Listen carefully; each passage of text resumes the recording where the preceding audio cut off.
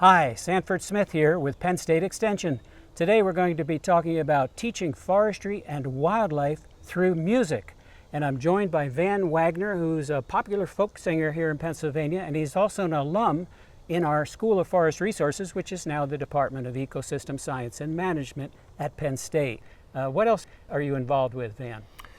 I've got a lot of pokers in the fire, so when I'm not in the classroom, I'm very involved with my community of Danville, Pennsylvania. We have a heritage festival every year that kind of celebrates natural history, and I also like to just travel around Pennsylvania to festivals and state parks and where the public is, and teach people about history and teach them about our forestry. And let's go through a few songs. Old growth boughs, old growth trees, old growth moss under my feet, ancient rocks, ancient stones, old growth growing in my bones. Any other you want to share with us? Yeah, you mentioned oak. If everybody burned oak, we'd all be warm in our cabins and homes. Sure, it gives a little smoke, but it throws good heat all night long. I like oak. Any last songs, any wildlife songs you can think of? Well, let me get the mouth bow and I'll do you a fish song. Okay, great. Here's a pretty cool wood product. This is a mouth bow, and the mouth bow is the oldest stringed instrument on the planet. It's obviously a derivative of a hunter's bow. But I'm gonna do you a song on the mouth bow, and this mentions some wildlife. This is called Catch a Fish on the Susquehanna.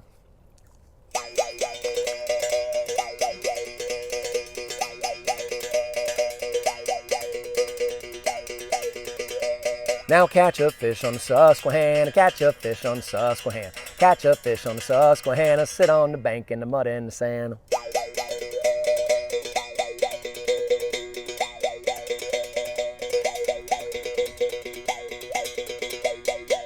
So the way you play the mouth bow is you hold it right up to your cheek, changing the shape of your mouth. This has been found in Europe, Asia, Africa, and the Americas. This was used by all peoples.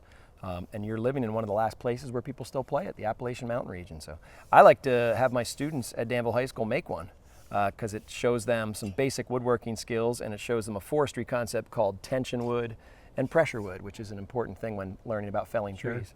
If it wasn't for this, we wouldn't have guitars, we wouldn't have violins. This is the original concept of tension on a string making music. Yeah.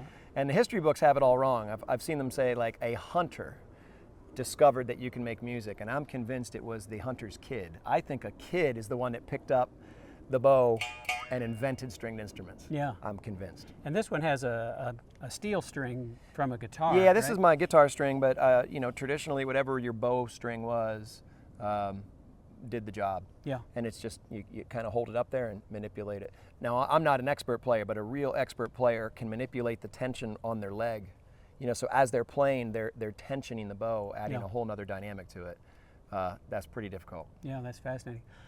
Well, Van, I want to thank you so much for coming today and sharing your love of music and your interest in teaching others about forests, wildlife, natural resources, cultural history of those things, and really the history of Pennsylvania through your work. Well, the war, it was over, Mr. Lincoln had won. So I drew my Navy wages and returned to my home, to Sullivan County where my grandfather came.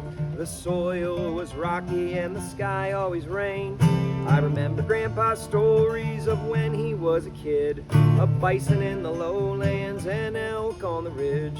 But now they're all gone and a new hunt has begun to find the tie-a-dot-net, make the sawmills hum. All I need is my cross-cut saw, my double-bit axe, 80 trees to fall. The spring, it's coming, I can smell it all around. My soul's being tempted by that high water sound.